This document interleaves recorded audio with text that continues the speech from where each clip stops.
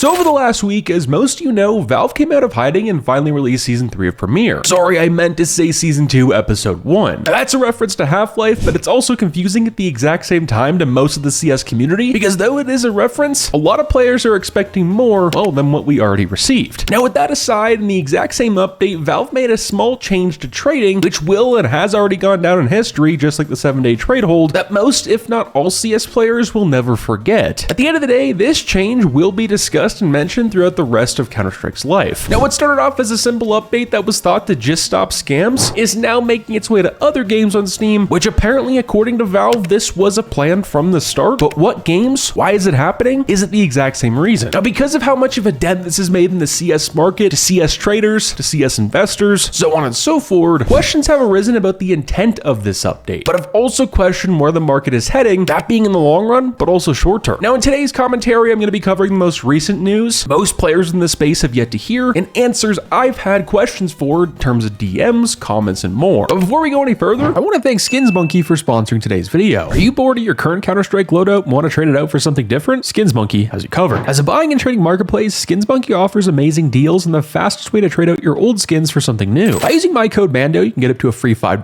by spending $100 or more, as well as you also get a 35% deposit bonus when topping up your balance. With SkinsMonkey's large variety of skins, they also offer daily, weekly, and monthly giveaways. If interested, the link will be at the top of the description down below. Now, firstly for today's video is the new news from recent Valve devs. But before we do that, let's quickly brief over Valve's wording in the new trading reverse FAQ. Now, for those who don't know, at least over the course of the last couple of years, and I guess throughout Counter-Strike's life, but it's been more relevant over the last couple of years, whenever a major update comes out, Valve usually makes an FAQ. Over time, for this, just like many other things, if it's the armory, whatever else, the more questions that get asked that are very common within Steam support, they're created online within Reddit, on forums, so on and so forth. Over time, you usually get a slot on the FAQ. And since this came out, we've already had 2 new ones added. But one thing I wanted to point out that Valve launched this FAQ with, the only game that's supporting trade protective items is Counter-Strike 2. They say as we learn more about this, we plan to make it available to other games on Steam, which a lot of players, including myself, have a question about the wording of this. They plan to make it available to other games on Steam. The key word there is available, to make this available. So is this a decision based on the devs, that being at Valve, or is it the individual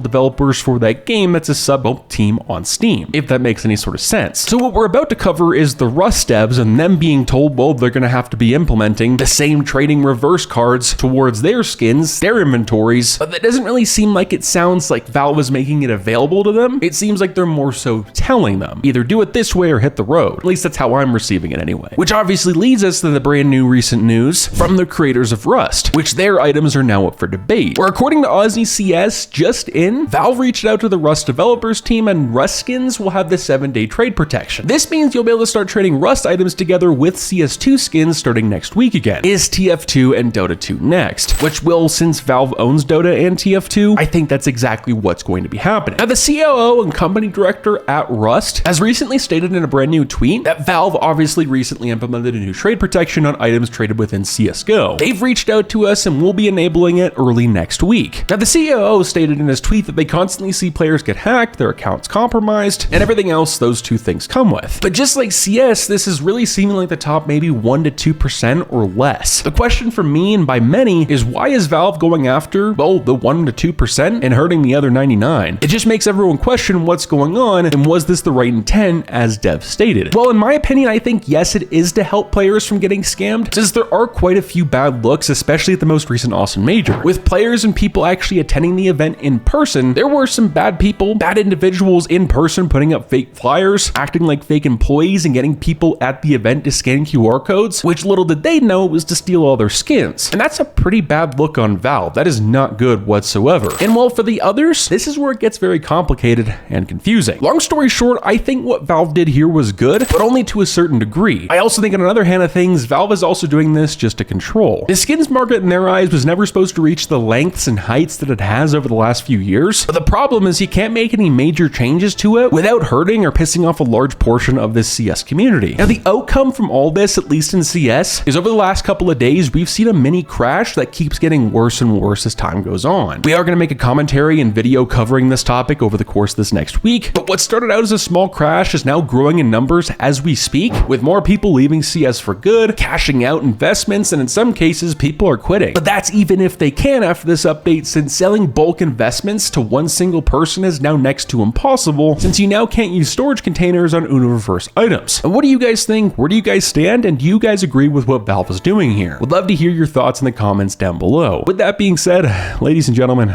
Fallout.